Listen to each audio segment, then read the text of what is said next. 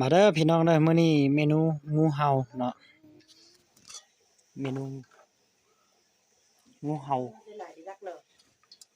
เปลี่ยนซ้ำหน่อยมักนาวใช่เนาะเอาไปใส่ไหมพันนี้ใส่อันนี้หางงูเห่าใหญ่เบ้อเริ่มเลย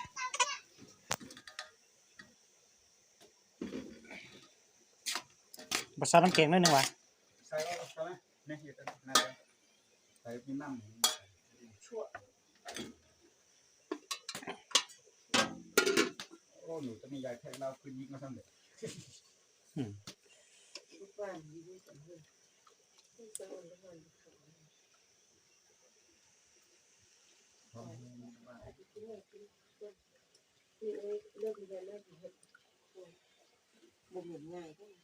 แม่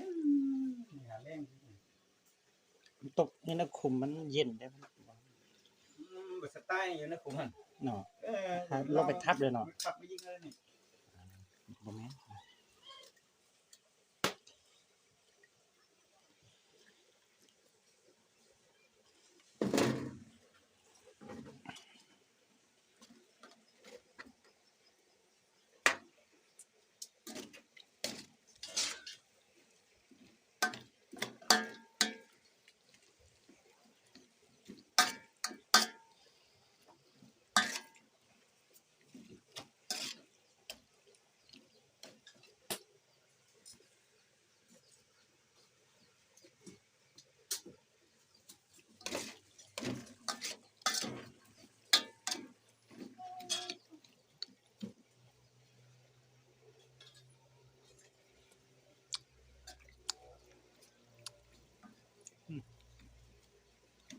คักอยู่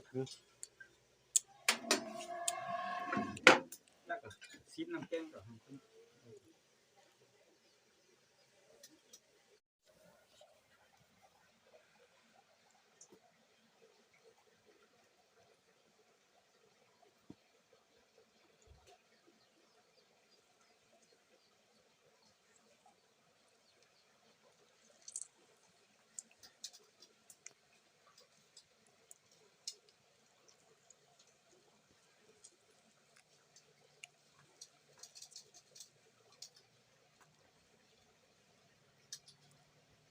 ดูสอนเนาะเยอะนั่นนี่ไม่ต้องเยอะเนาะนี่เอา